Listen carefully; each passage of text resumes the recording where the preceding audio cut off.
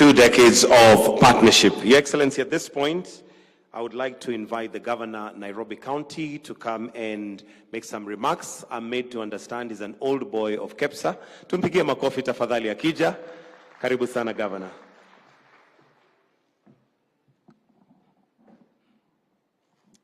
Thank you very much. I'm not an old boy of KEPSA, but I'm a friend of KEPSA over the years. Your Excellency, the President, Waziri, all dignitaries, my colleague, Governor of Kisumu, and the Chairman of KEPSA. Indeed, I'm really pleased to be here today to congratulate you on this milestone, having achieved 20 years of KEPSA. It's quite an achievement. KEPSA has been an indelible part of Kenya's history. I was watching a video just a few hours ago of KEPSA at 10. Now, many of you looked a bit different. Lee, you look the same. You look the same. The most outstanding was Koi, karaoke. And in that video, what you were talking about, and of course we saw two of our late friends, Karanja Kabage and Chris Kirubi, on that video. But what they spoke about was the coming together of the private sector and government from the time of transition. And at that time, of course, Professor Nyong'o, who will speak, played such a big role as Minister for Planning. At every point when this country needed to make a policy decision and to anchor an economic blueprint, from the poverty reduction strategy paper that then transitioned to the economic recovery strategy paper for wealth creation and employment, the solid policy positions that have driven this country up to Vision 2050 have been thanks to the engagement of KEPSA and the government. And I think you should applaud yourselves for that. Those blueprints have really guided a lot of what we're doing as a country. And our president now, implementing the plan and the bottom-up economic transformation agenda, Your Excellency, we must build together with the private sector. Right now, as the County of Nairobi, we're looking at the next 25 years. In 25 years, 10.5 million people will be in this city. Our population will grow. 65% of the world, is going to be in Africa. Our generation is really young. Our median age is 19. We must do the same thing that KEPSA is so good at in planning for the future. So in January, I'll be coming to you to contribute some of your ideas and your members on the Nairobi Vision 2050 planning steering committee. We must do it together, just how you did it for the country before. The future will not plan itself. In 1950, 22% of the world was in Europe and 7% in Africa. In 2050, 25% of the world will be in Africa and 7% in Europe. Unless we future-proof, and of course 65% of those will be in cities. So unless we start planning forward, even as we grapple with the day-to-day challenges that we're facing, you've mentioned water, which I will just mention something small about, physical infrastructure. You know what happens when it rains with the floods, what happened in our city. We must be able to do it now. I'm really grateful that throughout the last at least 12, 13 years, I've been a close partner to KEPSA from Parliament. At every turn when I was chairing committees with your roundtables, when we brought legislation, we worked very closely together on the 30% procurement opportunities for women and youth. We worked closely on the National Employment Authority bill that I brought in 2015, thereabouts. And we worked even closer when I was a senator for Nairobi. We did the first roundtable for a specific county senator and also for the governor. And I think maybe the last 1 year has been a bit busy for all of us, but I hope we can revive that with the Vision 2050 planning. The president is dealing with a lot of challenges that have, come over the years, and so am I. You need water for your businesses, and that's the example I'll just speak. Every day, our county of Nairobi, where most of your businesses are domiciled, receives 525.6 million liters of water. That is the quantity that we can get. That is our treatment capacity. Yet the demand is 900 million liters of water. That is a huge gap. And the reason for that gap was that for a long time, there had not been the right investment in that critical infrastructure. It's not something that would be solved in a day. We had only 4 sources of water. The first in 1906 by the colonialist, Kikuyu Springs, 6,000 cubic meters. The second one, 1928, what we call Ruiru Dam. The third one, 1956, Sasumu and Nyandarua, which is the second biggest, 60 million liters. And the final one was Ndakaine, that gives us 84%. Between then and now, there had been no extra investment, but the demand has been growing. As we speak, and I want to thank the president was able to unlock the Northern Collector Tunnel. The Northern Collector is adding 140 million liters per day into Nairobi. We are now at the final stages of testing. The testing, Your Excellency, on turbidity and the quality of the water is complete. We're waiting for you to come commission because they need water for their businesses. They need water. Is EABL here? I don't know if EABL is here. They're our biggest customer. Out of the 525.6 million liters, they take 100 million liters per day. And so they leave Nairobians with just the rest. But somebody told me Nairobians end up still drinking that one, which EABL has taken. They drink it in other ways. And so with that is an example of how we need to partner, because we need now to think of the next 1 million liters of water. The demand is growing by 4% each and every year.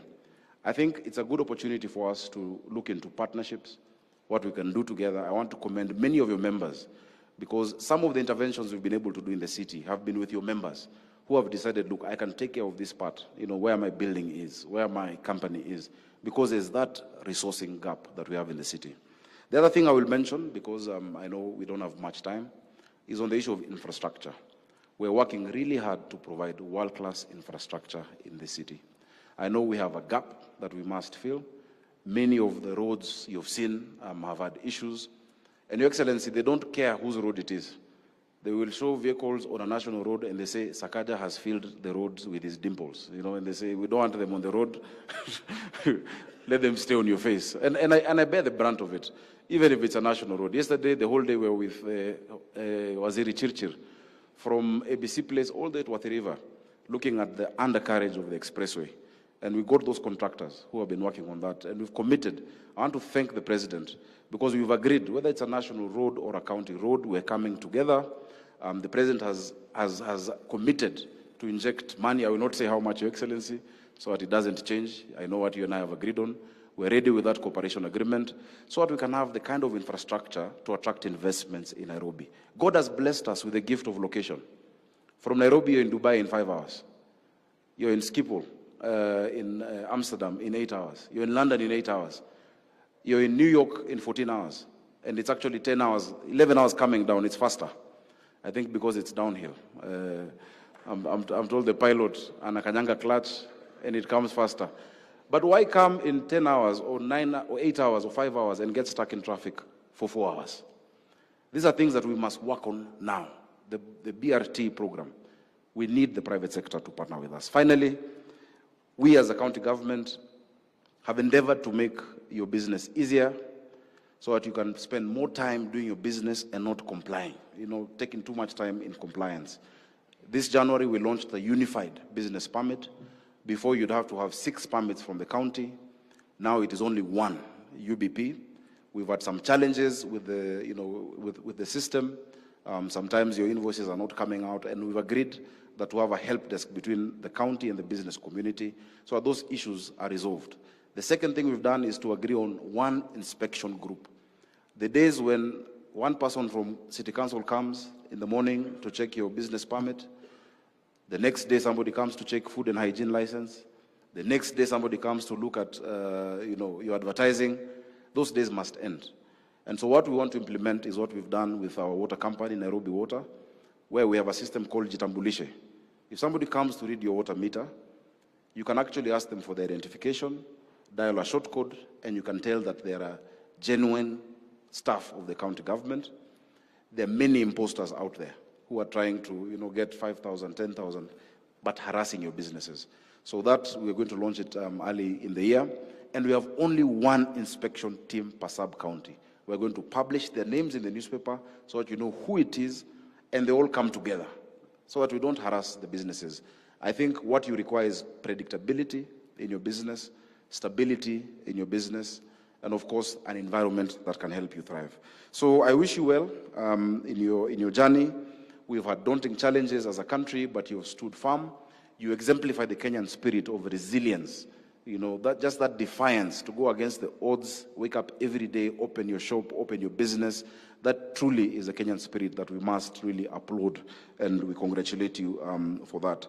One last area of partnership that we're looking into, because I know many of you care not just about your profits, but also about ethics and about the society and the community. I'm grateful because since we launched our cash-free policy in Nairobi County, many of you have complied. We said all our revenue streams are now digitized. We've raised record revenue. This year we hit shy of 13 billion from the previous 8 billion, and it is you who've been paying. We want you to see your money working for you. But that challenge which we saw, that many of our children were missing out of school because of hunger. 1 out of 4 children in Nairobi was not going to school because of hunger. Together with the president, we launched a feeding program in this city. We've built already 17 central kitchens, and every single day, 310,000 children are being fed at 5 shillings.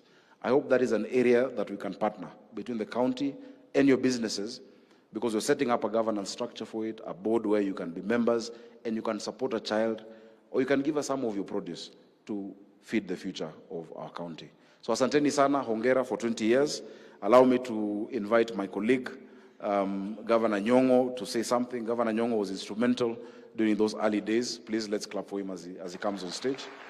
Then I'll invite Waziri.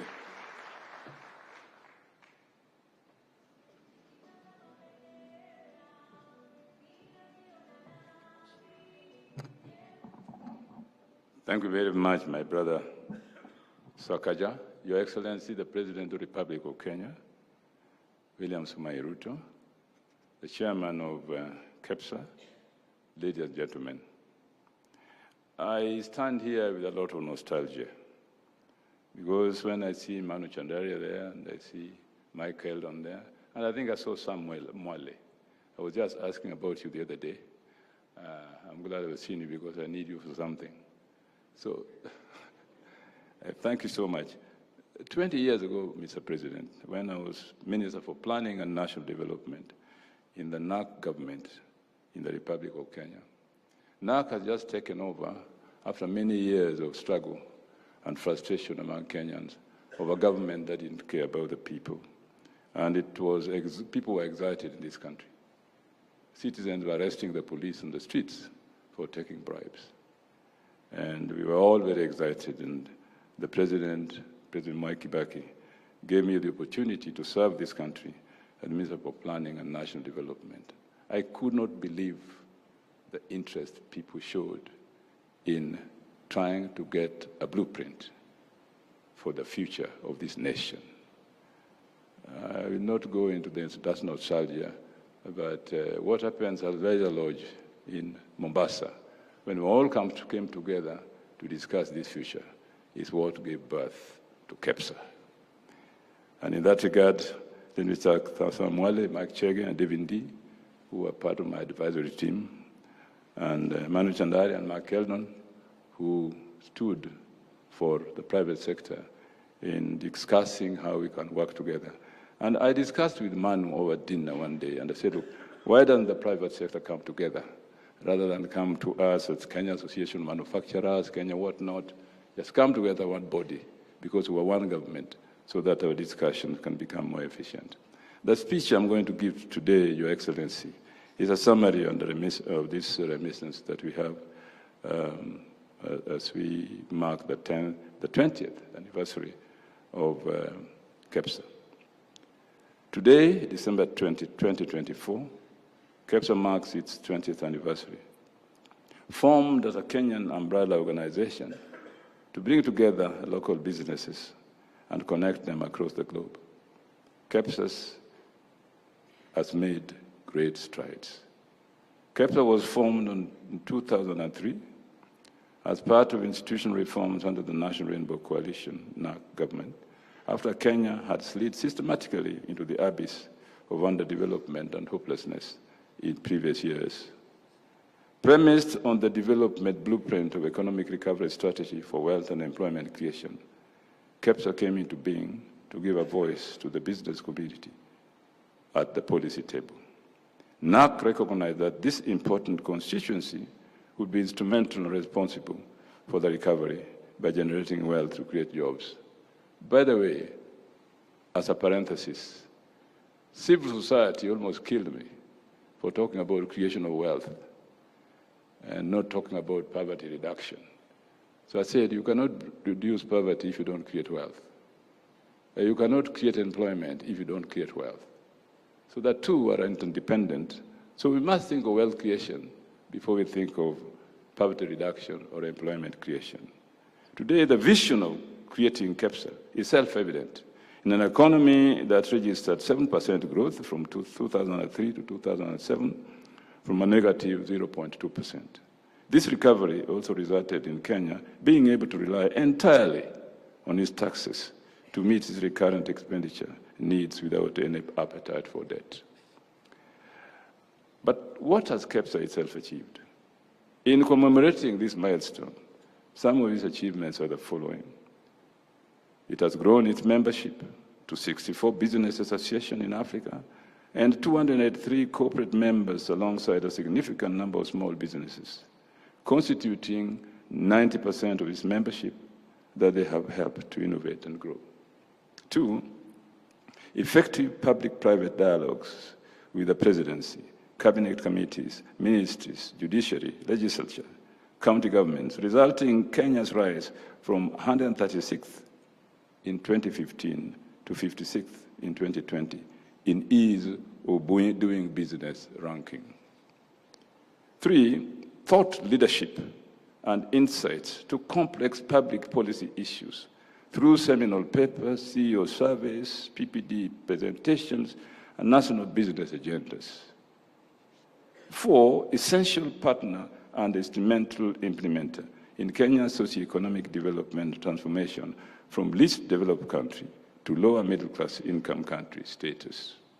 5, influential in the policy formulation and successful implementation of successive national government development strategies from 2003 to 2022, resulting in Africa's most successful public-private partnership for national development. 6, KICC's partner organizations are well placed to support business across dozens of sectors from every corner of Kenya, and the growth in membership is a statement to this. KICC's public-private dialogues, global networking, and establishment of the KICC Foundation are some of the notable programs that continue to support businesses in various sectors, from subsistence agriculture, SMEs, to AI, with practical advice and trustworthy connections.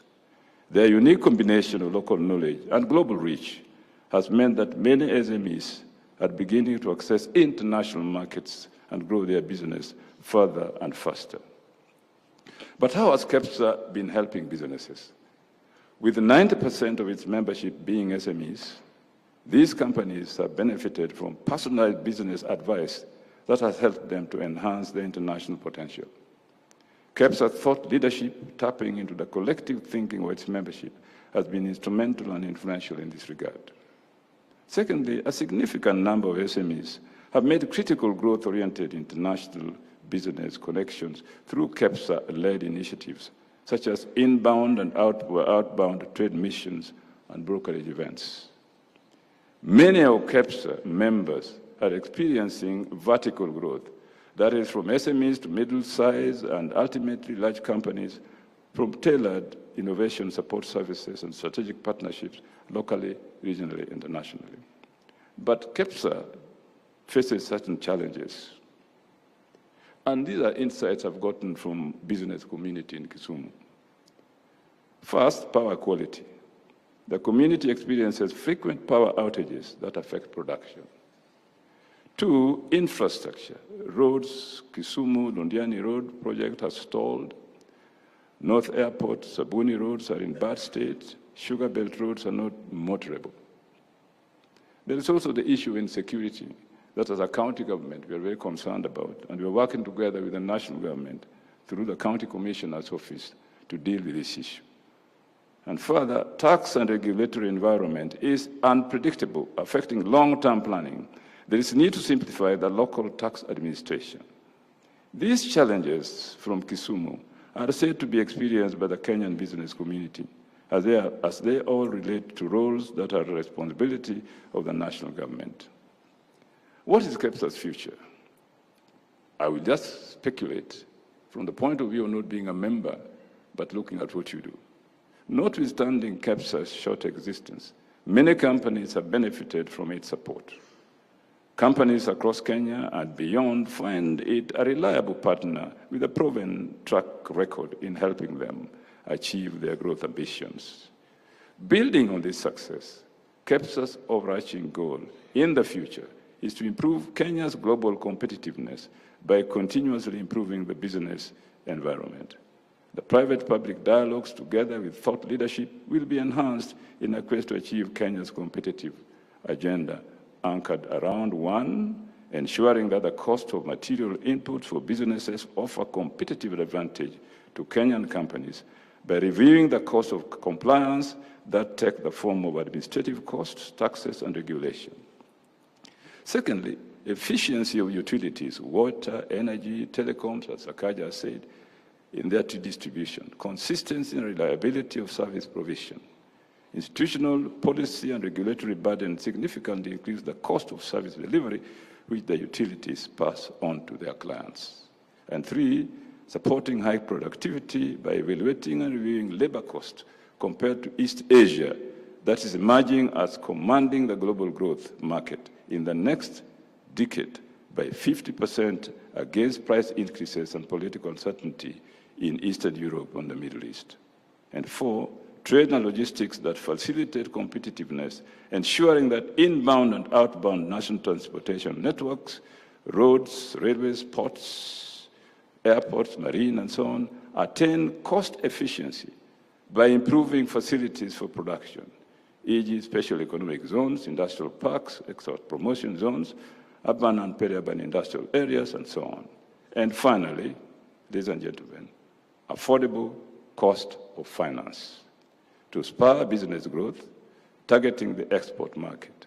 This will include examining capital and operational expenditure, financing of trade facilities critical in the drive for competitiveness and openness of the market. I do believe that KEPSA will champion the growth of this economy, Kenyan economy as a whole, if indeed, as they have done, and as their program shows, and I look at it very carefully, all these initiatives are successful. I thank you very much, Mr. President. Thank you for listening to me. I'm sorry, being partly a professor and a governor, when I got opportunity to speak as a professor, I take too long. Pole.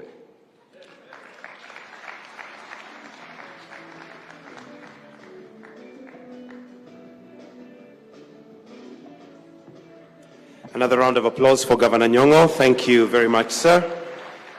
And at this point, Your Excellency, I would like to now call upon the Cabinet Secretary, Ministry of Investment, Trade and Industry, Honorable Salim Mvurya, who will in turn invite His Excellency the President. Karibu sana waziri. Tumpigie makofi tafadhali.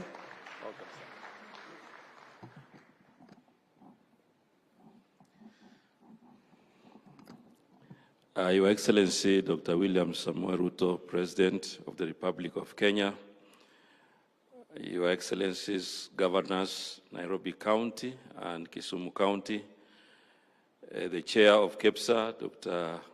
Bedi, and also the CEO, the Executive Board, ladies and gentlemen. Your Excellency, allow me, before I invite you to speak, to just make a few remarks, especially now that this is a celebration for 20 years. So I want to congratulate KEPSA for the 20 years anniversary, because in 20 years you have really made a huge contribution to the development of our country, and especially economic growth. As a ministry, Your Excellency, we have had a very close engagement with KEPSA. and KICC have been very responsible for the Finance Act of 2023, where a number of issues that they had raised were included, including the Finance Bill of 2024. And Your Excellency, even now as we discuss the tax laws, which are very critical in ensuring that we have a much more predictable investment environment, and also the Business Laws Amendment Bill. All these pieces of legislation, Your Excellency, have a very big input from KICC. I also want to recognize KICC's contribution to the implementation of Vision 2030 and also the National Plan. And as a ministry, we will continue to work with you so that we enable a much more friendlier business environment. Your Excellency, one of the areas that is also very critical is also to acknowledge and appreciate that within your transformative agenda, Your Excellency, you have created new horizons that KICC can also benefit and also take advantage of, especially on matters of the digital and creative economy, which is a very new area in terms of technological investments. The other areas of special economic zones, export processing zones, the county aggregation and industrial parks are providing new opportunities for investment within the KICC fraternity. So as a ministry, we will continue to work together with KICC to ensure we tap their experiences, because they are the ones who have a lot of experience in most of the government policies.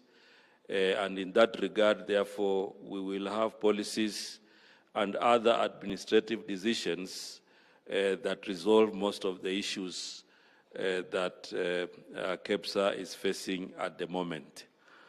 Your Excellency, I also want to say that on matters national unity, it is not a political project.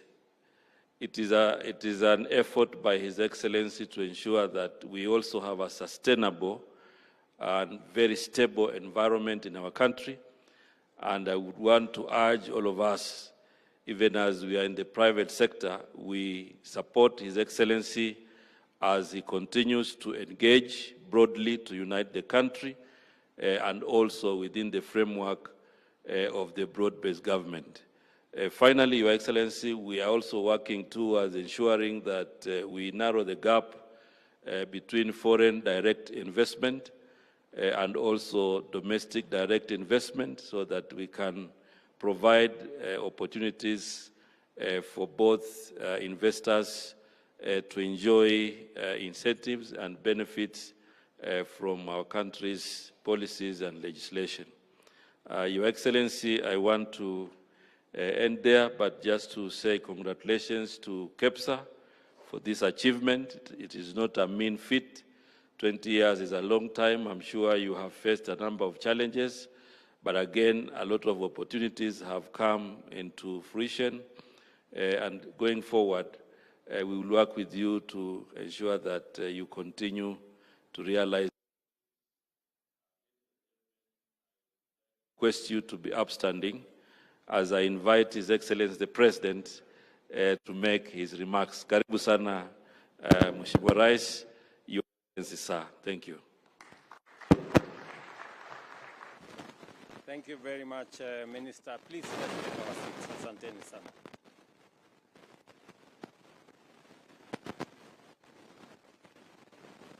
Thank you very much. Excellencies, honorable members present,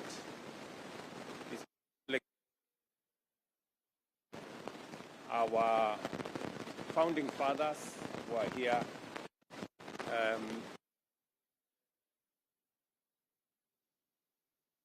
I'm honored to join you this evening to celebrate KICC's 20 years of transformative contribution to Kenya's socio-economic development, a milestone that highlights the power of partnership and collaboration between the government and private sector in driving national progress. Over the past 20 years or 2 decades, Kenya's economy has experienced extraordinary growth. A consistent GDP growth rate of 5.6%,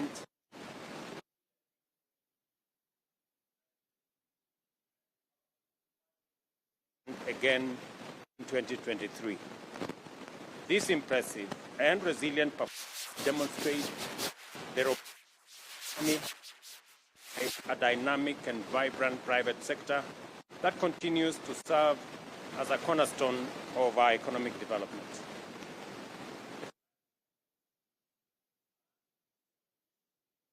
Critical areas of our economy, from agriculture, which employs over 40% of Kenyans, the service sector,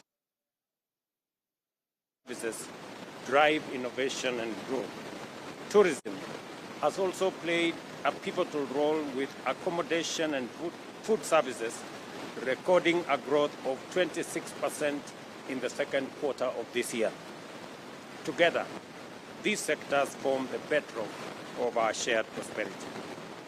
Recognizing the central role of the private sector, the government of Kenya has prioritized creating a conducive environment for business through initiatives that are being undertaken by my friend Salim Vuria and the State Department's charge. These platforms facilitate continuous dialogue between government and the private sector, ensure the implementation of necessary reforms, and promote policy alignment to drive economic growth. I have had occasion to engage KICC in roundtables, I think 3 times, and it has been a very informative conversation. I have also asked the ministry responsible for this space to have continuous engagement, especially when we are formulating policy positions, when we are looking at what areas that we need to intervene. And I'm very happy that that conversation is ongoing. We just need to scale it up. Our collaboration has already yielded significant outcomes, including the introduction of incentives for manufacturing, e-mobility, and special economic zones. These measures, alongside streamlined tax refund mechanisms, have boosted investor confidence and enhanced Kenya's global competitiveness. You all remember when we had this conversation about tax refunds. And we made the decision that because we were having a monster of a problem that seems to be non-ending, we took the policy decision and passed it in Parliament that if KRA owes your business and in 6 months they are unable to pay you, the next time you're supposed to pay KRA, deduct the money that they are supposed to pay you before you pay your taxes. That way, we make sure that we have a win-win arrangement, that if KRA delays in paying your refunds, there is no justification for you to pay the next until you get your refunds. So you net off, and I think it's managed to improve things on both sides. I think KRA are now much more forthcoming whenever they are processing those refunds. These measures, alongside streamlined tax mechanisms, have boosted investor confidence and enhanced our competitiveness.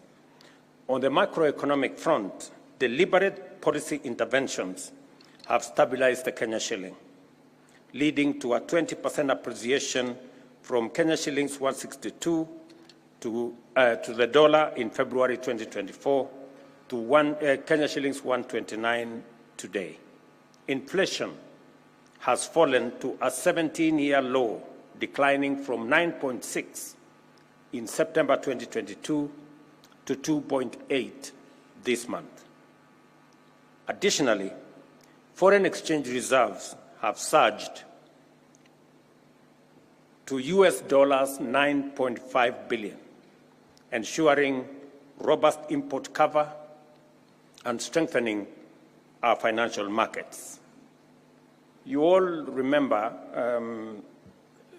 2 years ago we had a big challenge. In fact, the first group that I met were the oil marketers. And the oil marketers were really in trouble because we spend close to $500 million every month to service our oil products imports.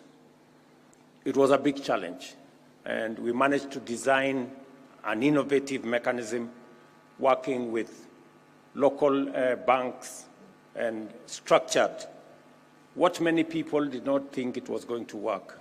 But today, we have a working mechanism that has removed pressure from banks. I remember banks had become rationing dollars that are available to importers.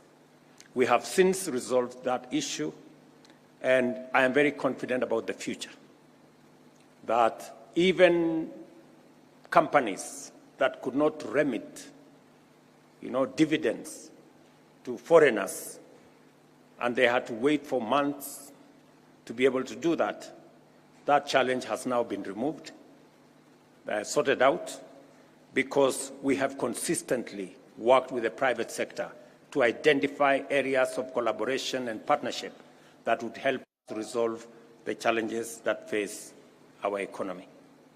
I must say here that for the first time, I realized why a big bank is necessary. Because all the other banks took off, and we were left with Kenya Commercial Bank, and they sorted us out. Congratulations, Kenya Commercial Bank, for standing in the gap. Subsequently, many other banks have come on board, and we are now working together with confidence with all the other banking institutions. The outcomes, of course, have restored market confidence, significantly reduced the cost of servicing external debt, and created fiscal space to support our development priorities. The Government of Kenya remains unwavering in its commitment to leverage public-private partnership to fund and deliver major infrastructure projects across Kenya. World-class infrastructure is the foundation of economic growth, job creation, poverty alleviation, and regional integration. From successful collaborations such as the Nairobi Expressway, the County Aggregation and Industrial Parks, and the Lapsset Corridor, we have demonstrated how PPPs can mobilize private capital and expertise while reducing the fiscal burden on the government. Moving forward, we are expanding this model to critical sectors, including transport, energy, water, and affordable housing, to ensure sustainable and efficient delivery of projects that transparently and efficiently meet the needs of our people. Let me say this, that private-public partnership is the way to the future. We are currently in consultation on how to deliver universal health coverage. And one item that is critical to the delivery of universal health coverage is equipment in our hospitals, whether we are talking about MRI equipment, whether we are talking about dialysis equipment, and many other equipments that are necessary for the delivery of UHC. Of course, apart from human capital that we require, and apart from medical commodities that we require. And we have agreed in a structured manner with all the stakeholders, including our county governments, that using the model that we used before under the managed equipment service, we have improved on that model. In that model, we contracted suppliers who supplied equipment, and we used the equipment to deliver service.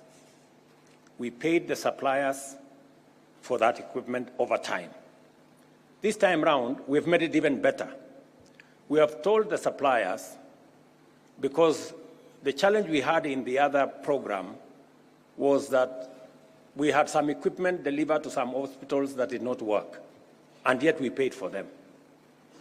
And some of the time the equipment worked, some of the time it did not work, but we paid for them. So we told them this time round, you deliver the equipment, because this is a public-private partnership. We will pay you for the service of that equipment. If you deliver for us one MRI service, we pay for that service. If the equipment is down, we don't pay. If the equipment is not functioning, we don't pay. That way, everybody does their part of the bargain.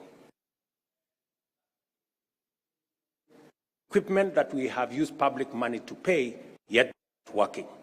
Or we also eliminate paying for equipment that is not providing any service.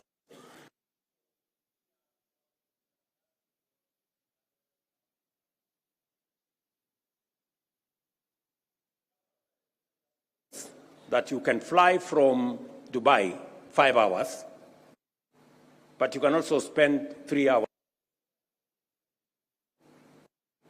But thanks to the expressway,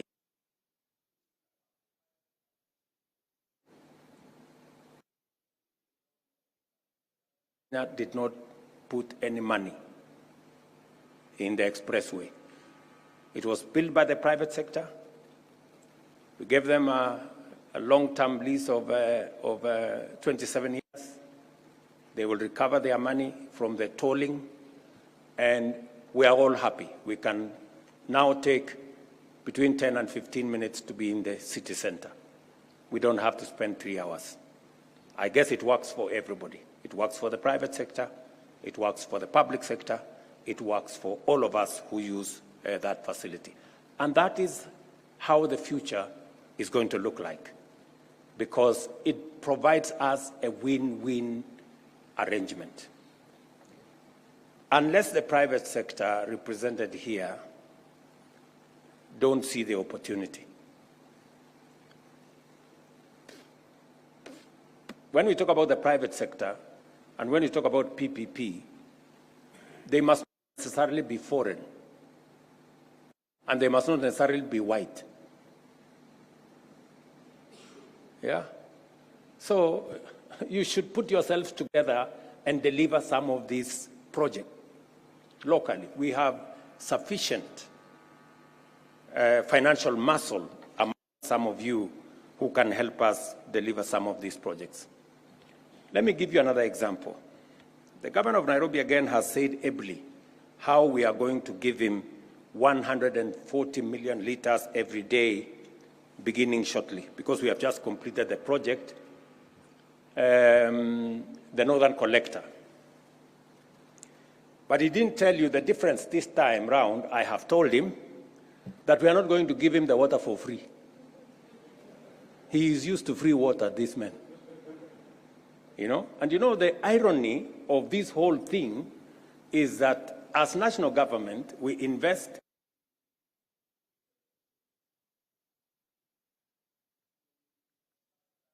deliver water to utilities. And when that water comes to the city, it is free. So we go looking for taxes from Kenyans to go pay for the dam. And meanwhile, we have delivered water for free to our city. And that is why the city sometimes is not conscious. That's why most of that water is wasted. Because if you get some water for free, you are not very keen on how you use it, you know? So now I signed the law 2 weeks ago, the new water bill. We're now going to have a bulk water. We're going to sell him water at a fraction of what he is selling to the public. And we are going to invest that money in putting up a new dam for him so that we can meet the gap that he has said. He said he needs 900 million, and that is growing. He now, even if we give him 140 million liters, we still have a gap of almost 250. That way, we make the whole cycle sustainable. And because there is no free lunch anywhere in the world, I guess there is no free water anywhere in the world. And if there was, the county would be delivering free water to citizens, but they are not. So again, we have to build sustainability into this. And I want to invite again the private sector, because now we have a revenue stream. You can invest in water, and we can pay you for the construction of a dam, because we have now a revenue stream. So these are some of the areas we are building on sustainability to make sure that we can achieve the aspirations that we have in a sustainable way by working together in that manner. So the private sector has a very big role to play going forward. Whether it is in delivery of our electricity, all of you know that today it is the private sector that invests in our electricity. Through the power purchase agreement, once we give you a power purchase agreement, you can put your money in generating electricity. And that is what is going on with all the green energy we are producing. Now we have a water purchase agreement. We are going to have the next thing so that we can invest in that area. Let me also say the following. Because we are discussing about KICC and the private sector and what they can do. Look at what we did with Kenya Power. We made the decision that Kenya Power is not entirely going to be run by government or directors from government. That is why we surrendered 4 director positions of Kenya Power to the private sector. And we asked the people in that space who were equally shareholders of Kenya Power to give us directors to run that entity. And I pulled back government influence from Kenya Power. Look at the transformation we've had. This year, Kenya Power, that has made losses forever, made a profit of 36 billion this year. That's what it is. That's what the private sector, the difference the private sector can make. And we can continue, and we can continue, and we can continue. And that is why the private sector in Kenya is punching below its weight. There are bigger opportunities. The private sector needs to be much more robust.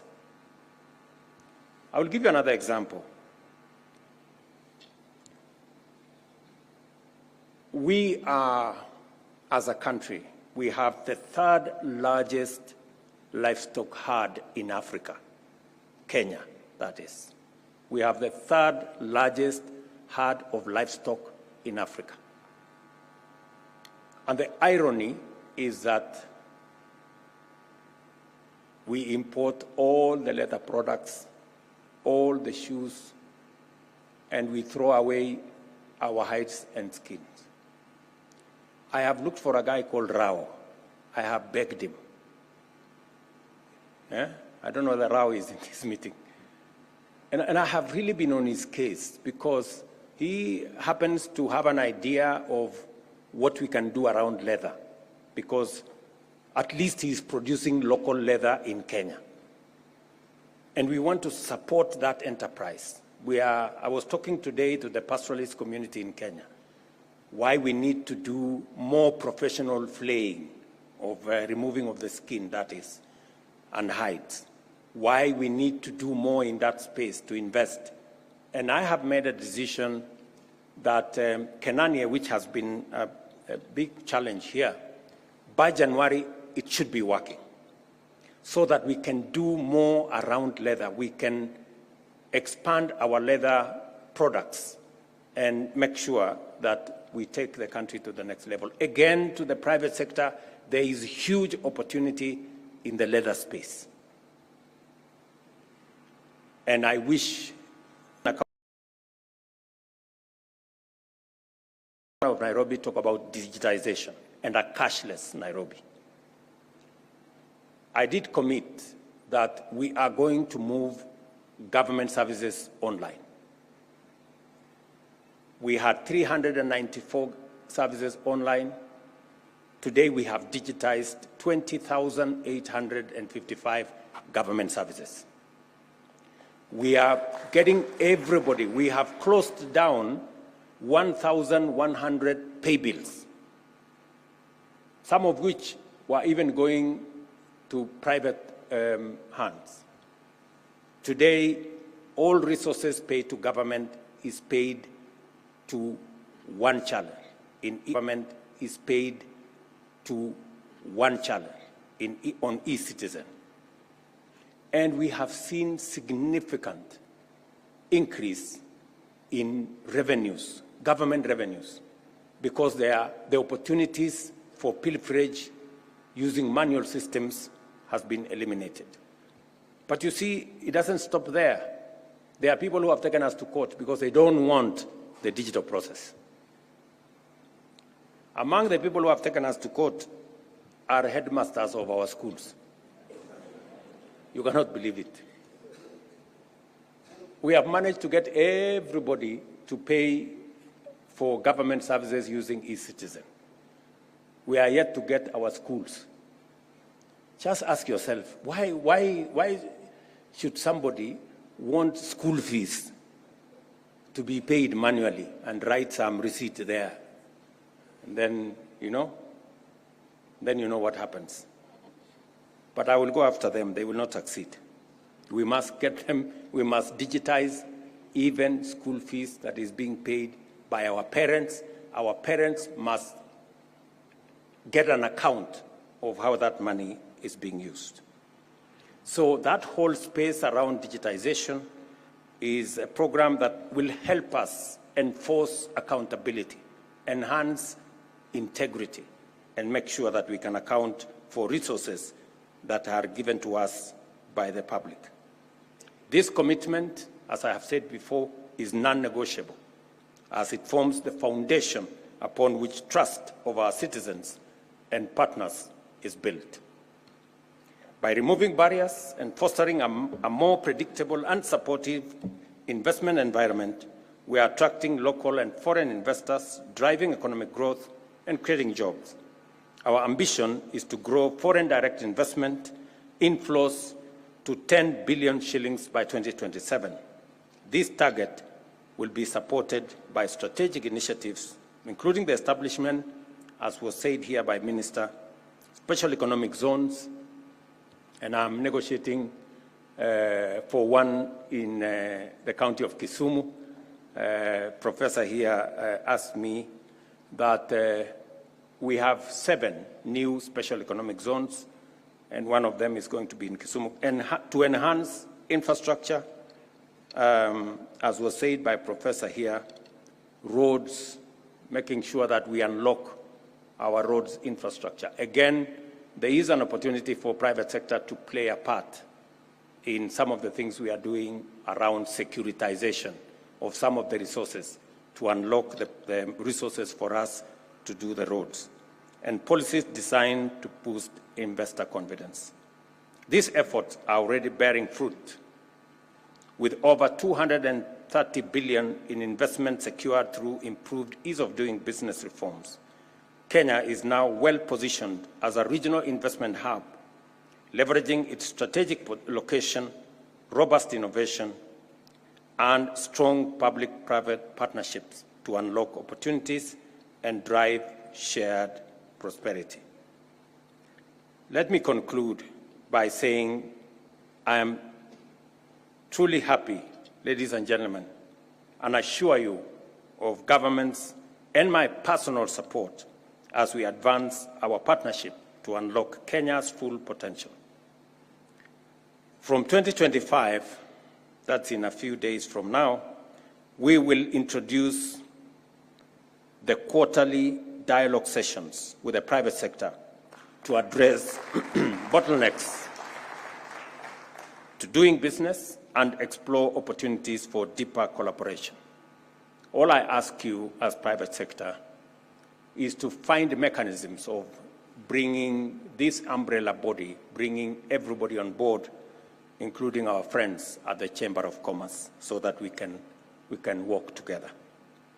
Additionally, we shall launch a dedicated effort to better coordinate business climate reforms, ensure that Kenya becomes the natural home of global, regional, and domestic investment. We will continue to expand the horizon. As you all know, we successfully negotiated the Economic Partnership Agreement. We are in the process of negotiating with the US. I know many of you are wondering whether AGOA is going to be renewed. Let me confirm to you that it will.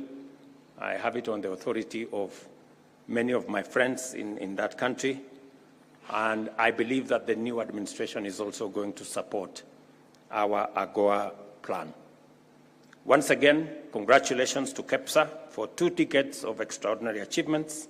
Together, let us drive Kenya's economic transformation into 2025 and beyond. Thank you very much, and may God bless you. A round of applause for His Excellency.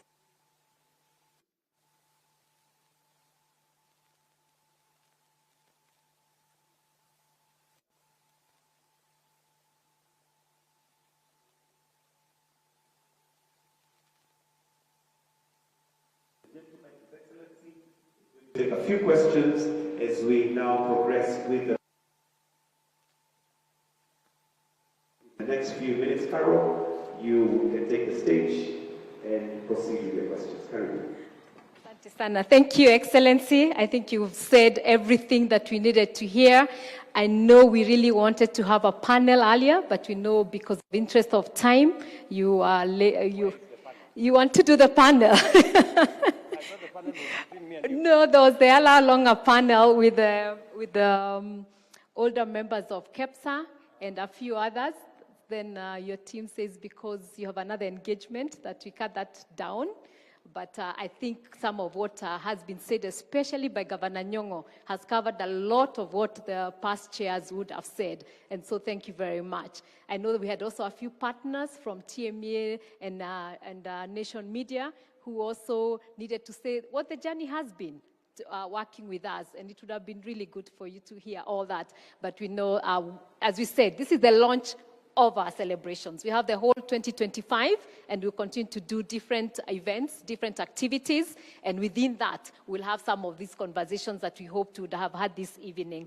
But in the interest of time, we had asked you members to send us questions, and some of you complied and sent us, and we sent them to His Excellency. And there are a few that I'm going to ask. And if His Excellency has maybe a few more minutes and he wants to ask from the audience, then I'll allow him to do that. But let me say this, and many do not know. Of those seated here, the longest serving public official or government official who's worked with KEPSA is actually His Excellency right here. And I'll tell you when we started. During the coalition government, when we had, he was the minister, and I've told him this before, the first call I ever got from a minister during those times, and you remember it was the landlines, it was from him. And after that, he was the deputy president. We worked with him, and now he's the president.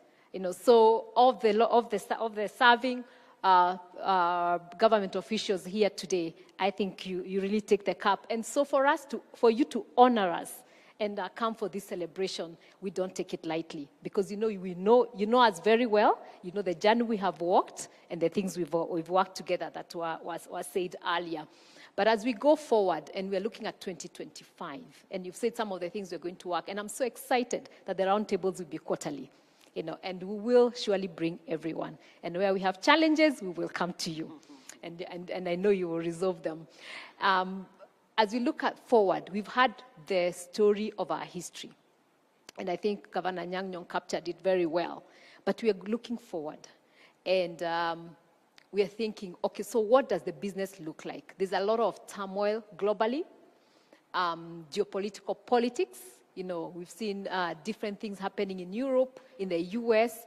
Right now, I think we're seeing even in Asia some of the turmoil. So business is going through a lot of challenges. Business in Kenya, and I've said this to them very many times, that you're the most resilient business I know when I engage with businesses globally. You know, you work hard within very tough times, COVID, drought, and name it, and you've done well. But as we go forward, there's some of the things that the business wanted to hear. You know, and I know you've heard this even from the public, the tax burden. And you have proposed some of the reliefs that you're looking to ease the tax burden, especially for business to thrive. And I know this must have come from our SME especially. And maybe briefly, the President, you'd tell us, what are you looking at in terms of alleviating some of this burden so that we can grow even bigger and more businesses in this country? Thank you very much.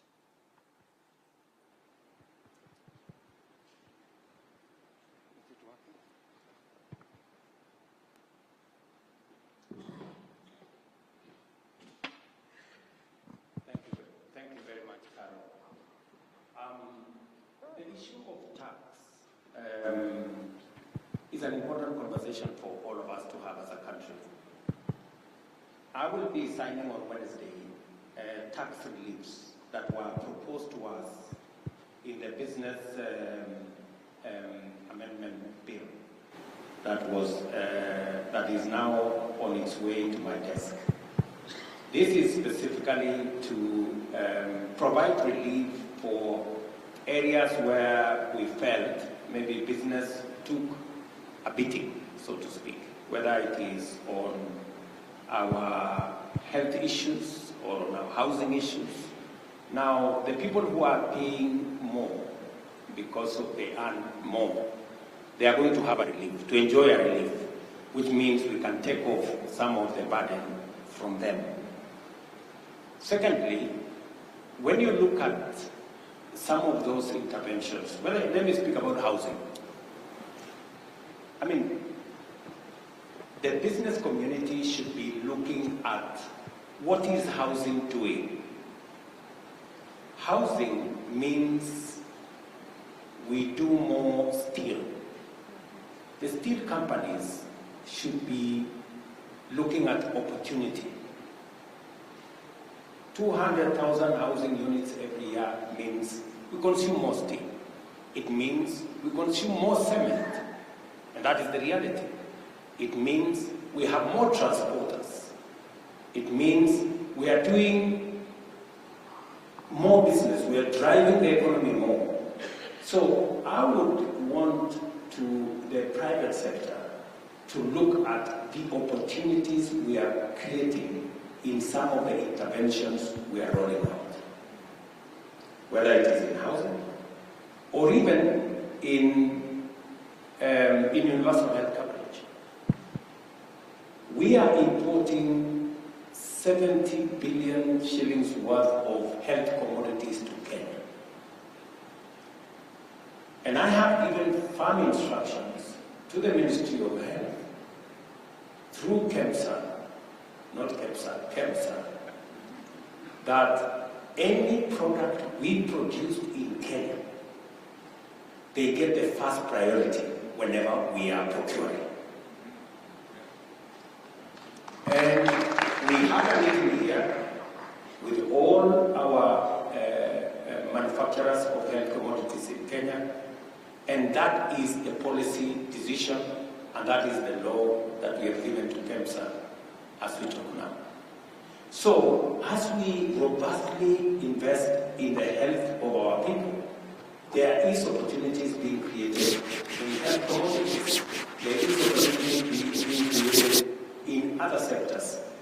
These are areas where we need to look at. Even as we provide relief for those who are contributing, we must also look on the flip side and look at the opportunities that these interventions bring. And I expect the private sector to take those opportunities, pick them up, and drive into investment and into opportunities for growing our economy. Let me also say the following, that the whole sector, the problem with the mic, maybe I can borrow yours. Let me borrow yours. The whole space around how are we spending our taxes? Are we being responsible about how we spend our taxes? That is very important to us. We are putting some of these investments in areas that are of necessity. Our education system was collapsing.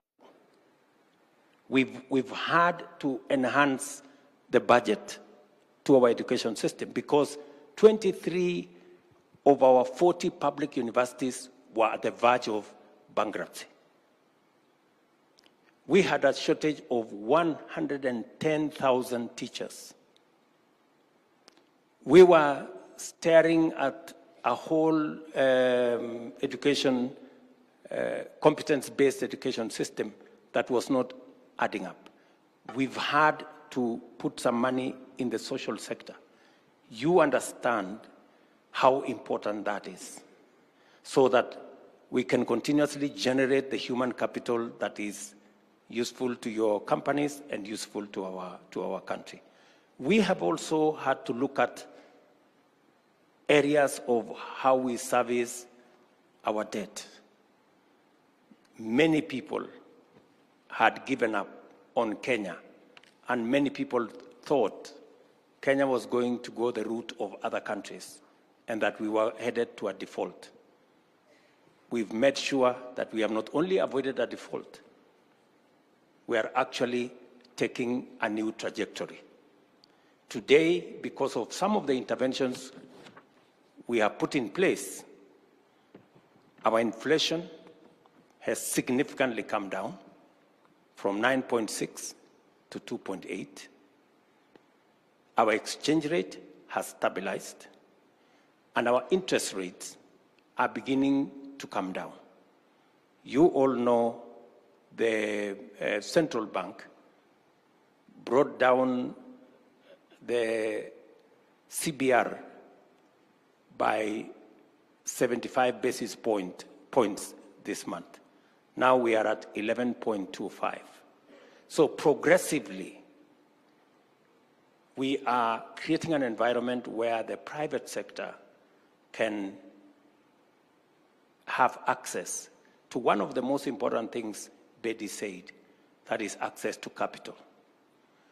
The more we crowd out by excessive borrowing by government, the more we create a situation where the private sector cannot access credit. Let me also say this finally. I've had to make the difficult decision that we haven't been able to make for the last 10 years, to think about our savings as a percentage of our GDP. I am very happy that today we have been able to make that decision. And what we were doing in the past, where all of us were contributing, 200 shillings to NSSF and all that, and we didn't have quite a clear mechanism of how we are going. Today, that has changed. We are now moving in a different trajectory, and we are creating a bigger pool of patient capital, of patient money, that now can progressively be available for us to manage our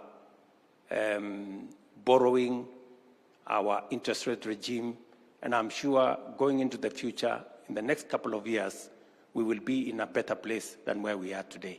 But we've had to make those decisions now. And I decided that I am the guy who is going to make those decisions, however difficult they are. Thank you. Thank you very much. You've actually answered two questions in one, which you've done very well. And I think that was a big question because private sector is really struggling with credit, and our banks are doing very well. We are very excited about that, but we felt that how do we minimize that gap? Then there was a question again on ICT, which we've done very well again as a digital economy, and it's an area that we are pushing. And even as KEPSA, we are actually incubating the BPO sector right now so that the BPO can the whole sector, all those associations and all the members can come together as an association, and we're helping incubate them that they can grow. But the SMEs feel that they're not understanding what the plans are, especially for emerging tech startups. You know, we're starting to see taxations on digital products, and the tech startups are wondering, then how will we emerge? How will we become the Microsofts of today with this kind of environment? And so the question is, how do we protect the tech startups as we grow our digital economy? The tech space is a very important space to us. In fact, it is one space that I have really worked hard to make sure that the creative economy is built and is monetized. Many young people in that space did not have access to the monetization instruments. I had to negotiate with TikTok. I had to negotiate with Facebook. And today, Kenya is among the 4 countries where creatives in that space can actually be paid or can monetize that space. And the monetization of that space, some of those people in that space today earn 1 million shillings. You know that? I do. So the question we ask them is, a person earning 20,000 in Kenya or 30,000 pays tax. If you earn 1 million shillings, isn't it just correct that you contribute something to the tax kitty? And especially when we have enabled you to achieve that. I think that makes sense. At least to me, makes sense. Because, and we have put enough threshold so that we don't tax the small guys. Number 2, we now have a startup bill in Parliament that will now provide a whole legislative framework for the growth of our startups. And in fact, the Kenya Innovation Agency is spearheading that effort. And to be able to give it impetus, that Kenya Innovation Agency was lost somewhere between the Ministry of Youth, the Ministry of ICT, because it had too many things it was doing. I decided last month that I will incubate that Kenya Innovation Agency in my office so that we can work better and provide an environment for the ICT ecosystem, starting with a startup bill, a startup fund, so that we can grow our small innovators into the M-Pesas, into the Microsofts of this world. So that is the space we are working on. Your Excellency, you'll be very proud to know that when Honorable Sakaja was in Senate, this is when we worked on that bill, and we are looking forward that Parliament could speed it out. We really worked hard to get it out of Senate, and Honorable Sakaja was very instrumental. I think it's now in the final stages in Parliament. There were some amendments that were carried out last week, and I'm confident that in the first quarter of next year, we should have a startups bill that will address all the concerns you have said about the digital ecosystem and the innovators in that space, and how we will support them to experience the journey towards being serious companies. That would be excellent. And my final question, in the interest of time, we're looking at the global environment, the changing global environment. And one of the sectors that is affected a lot when the supply chains are affected by wars and all other logistics is the manufacturing. And we are feeling the pain as manufacturers because of all those changes. And I'm just wondering, thinking about the people who ask this question, what are we doing as government, and how could we work together with you much closer to really address some of the pains that the manufacturing sector is feeling with all the changes that are happening globally and also locally, and especially with our regulatory environment, which has always been a challenge. I'm so glad to hear about with the KRA and the issue of VAT, but there's a lot of regulatory issues that are really affecting the manufacturers today. And if we are going to move our manufacturing from 7% to the 15% as envisioned in Vision 2030, something has to change drastically. I agree. Something has to change drastically. And it has to start with the manufacturers themselves. I'm sorry to say this.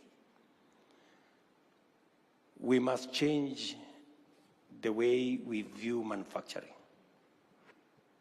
Manufacturing cannot be importing everything from somewhere and then coming to paint it here and call it manufacture. Surely, that cannot be.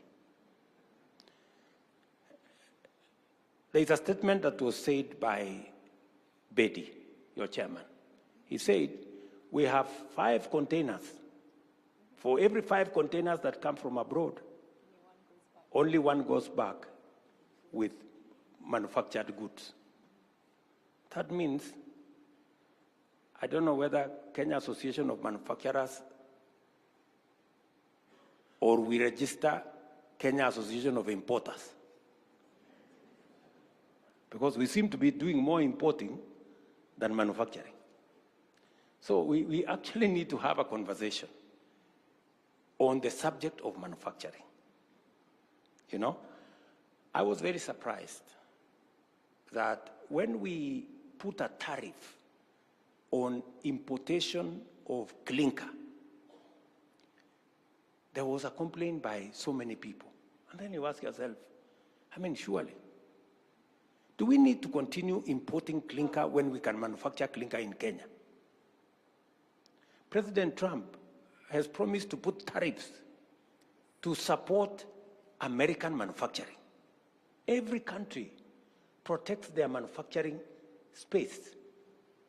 I was very surprised when we said, why do we have to continue importing sanitary pads? You know, it's a very delicate subject to discuss. When we can manufacture sanitary pads here in Kenya, surely. And the biggest people who are complaining, I don't know, let me not say who are complaining. I did expect our manufacturing entities to say, protect our manufacturing so that, and we are not protecting inefficiency. We are giving them space to grow, and they must be competitive. And we are not closing down, we are not providing incentives for one company or 2 or 3. It must be, there must be enough companies to compete so that we also get good quality products. So, Caro, if there is one thing we must sit and discuss, and I am prepared, is to engage our manufacturers in a conversation that is going to give me the opportunity to understand and to know what I need to do to make sure that we are manufacturing more in Kenya. I am ready for that conversation.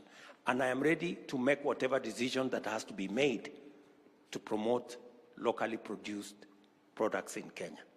Because that is the way we are going to create, that is the way we are going to create jobs. That is the way we are going to create wealth, as Nyong'o said. If we use local products, local raw materials, whether it is for clinker, whether it's for steel, whether it is for leather, whether it is for textile, you know, because we are exporting a lot of textile products from Kenya. We're among the largest importers to the US. But unfortunately, we are importing cotton from elsewhere. And that is why I have a very robust plan and program we have rolled out on cotton manufacturing in Kenya. I am happy. I had a conversation with Professor Nyong'o on what we are doing around the cotton space, the governor of Busia, the governor of Elgeyo Marakwet, and all the other cotton producing counties, because it cannot be the case that we are importing even products that we have raw materials to produce in Kenya. Caro, I mean, it's just the right thing to do. And please, the Kenya Association of Manufacturers, I am open. I'm ready to have the first meeting with the Kenya Association of Manufacturers in January. We can start the first meeting in January so that we can all agree how we are going to move things into the future. Thank you very much, Your Excellency. I think we'll make sure that that meeting happens and all the other small manufacturers, because, you know, we have a lot of SMEs who are also there. So we'll coordinate everything and make sure that it happens. And know a lot of the issues are under regulatory, but I think those are things we'll discuss. But the other thing, Your Excellency, you'll be proud to know, we just launched about 2 weeks ago our roundtables with the regional economic blocks.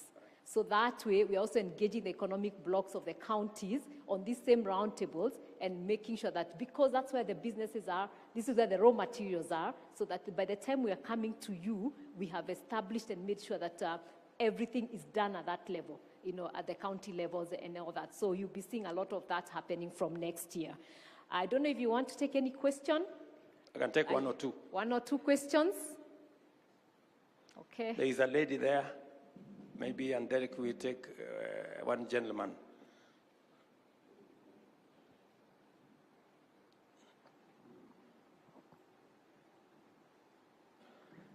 Good evening. Thank you, sir.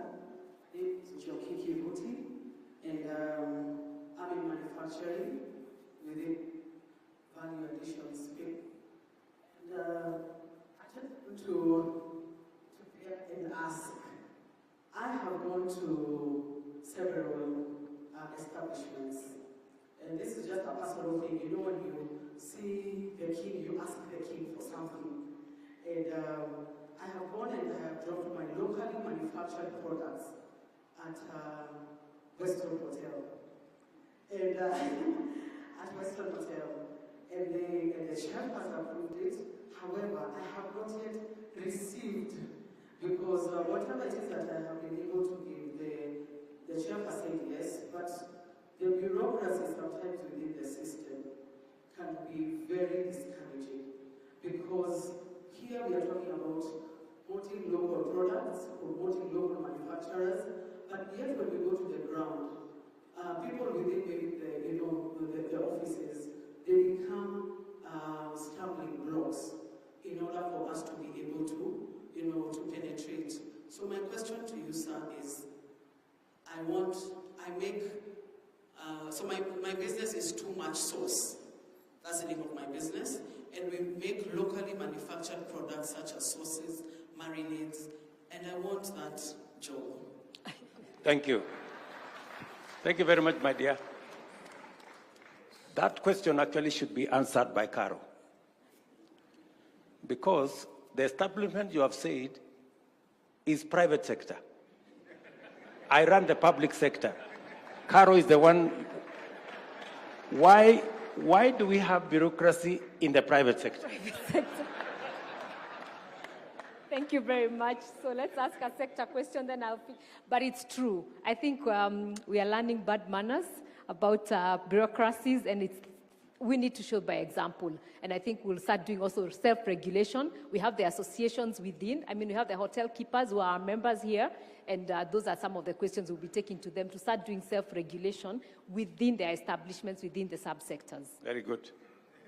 So those people in the hotel keepers, they're called what? The Hotel Keepers Association? Yes, the association should answer that lady. Why Western is not, has bureaucracy. Any sector question?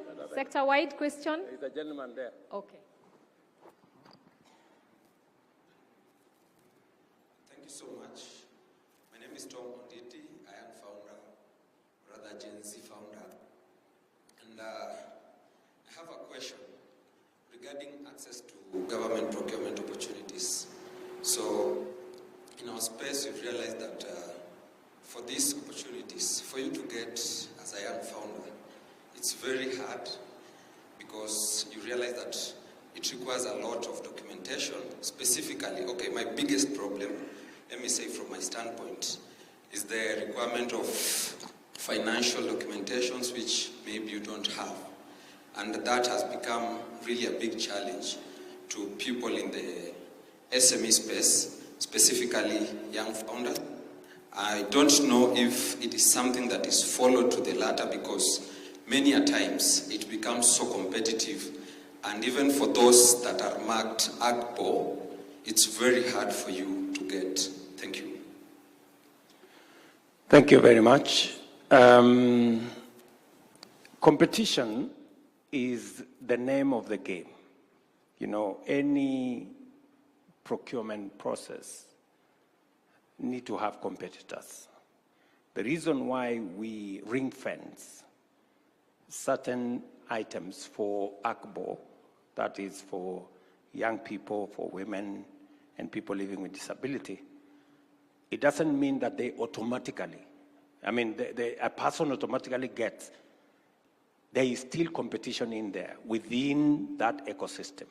There will be more than one person, more than one young person competing. There will be more than one woman competing. There will be other people competing in that space.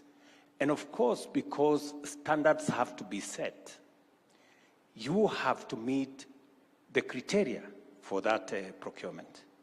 Maybe the question you are asking me is the criteria too onerous for most young people to meet? That's a conversation we can have so that we can see if the criteria is too onerous, locking out almost all the intended beneficiaries. That is an exercise we can interrogate, and we have made it a policy decision as part of our contracting, performance contracting, to make sure that every accounting officer of a government entity must demonstrate how they have met the 30% procurement for ACBO, people living with disability, women, and young people. But that is an exercise I am willing to interrogate more and to listen more to your views and your suggestions.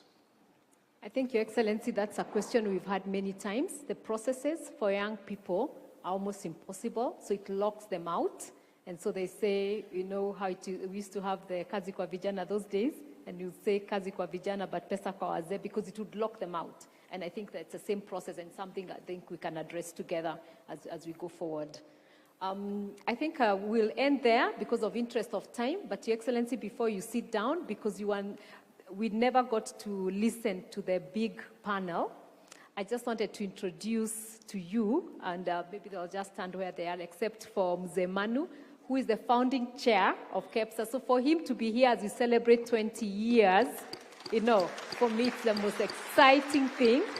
And I really, and he's been a mentor. I think if there's anyone who showed me the ropes of getting to government offices has been Dr. Manu Chandaria, and I really appreciate him.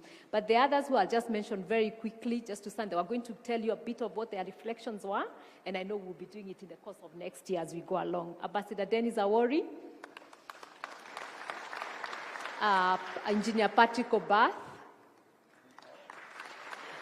Mike Eldon, and Lee Karori. I think he prayed and you saw him, those ones. And then just a representative of the partners who are also going to say a few words at that point, and who have worked with us over the years. Let me start with Dr. Wilfred Kiboro. Nation Media have not only supported us as being a partner even as we worked towards this, and really highlighted it and really told the country what we are about and what we are going to be doing today. But also when we were doing Kenya Daima, you know, there were the media that we worked with very closely, helped us host some of the presidential roundtables with other media houses. And so we really appreciate them, and he would have said what that has meant. Then Mr. David Bear, who is the CEO of Trademark. All these logistic works, the border posts, all that work that we have done, we've done with Trademark. And right now, what they are doing with us is helping the SMEs access Africa free trade area. And so we've been saying SMEs need to get out. There's a trade agreement within Africa, but SMEs are not able to do that. But they are really working with us to help us on that, and they were going to say that. But then we said we have a foundation, and we talked about the things we've been doing in the foundation, and I know you'll be hearing a lot more, and better places for children and all that, because private sector cannot thrive on its own. And so UNICEF has been that key partner. And again, they are going to share a few words. And I think Ms. Michelle Parazo, I think she's here. She's really been such an excellent, and UNICEF has worked with us for a long time. And so those are the people, and the people who are going to share today about what the journey, how they're succeeding in today's business. You know, those who are going to share about 20 years ago and what 20 years looked like, but there are those who are going to tell us how they're succeeding in business today because of the work that has been done 20 years by these founding fathers. So we had equity, and unfortunately, James Mwangi is out of the country, but Mr. Moses Nyabada was here, and he was going to share that story, which you know very, very well, and they've been a great support. And then we have John Gashora from NCBA, again, who's going to share that story of success and what that has meant. And then Sheila Masinde, Transparency International, and the work we've been doing around that governance area and working around corruption and all that. Is she here? Or she's left? I think she's left. So that, though I'm just going to give some of those highlights. But as we said, because it's a whole celebration for the whole year, we're going to be able to have events where you can hear some of these stories more and explain that. But I would really want to say thank you on behalf of management and everyone else for what you've done with us and continue to do. This year alone, as the President said, we've had 3 roundtables. And this is considered another engagement with him, which is, we can consider it a roundtable because we've really resolved some of the things that we were thinking about. And again, also with the CCA in September, which again was a very good engagement with the foreign investors. And so we look forward to those quarterly meetings, and we're here to make sure they happen and they work well. Thank you. Thank you. Thank you. Thank you very much, Carol. I hope you are not blaming me for all those people who missed the opportunity to say something. Because I was here on time when I was asked to be here. I was asked to be here. And maybe I was told you are here from morning. You should have given them an opportunity to do something. Actually, we are here from morning, but because we wanted you to hear the story from the history. Okay, I will create another time, especially to listen to the ancestors. The people who... You create that time and we'll do that. The people who brought this together. Yeah. But let me say thank you to all of you for accommodating. I have another engagement with, I'm already running late. But it was really good to engage with the private sector, and I look forward to those meetings of where we can, engage and sort out problems so that we can allow our private sector to move on.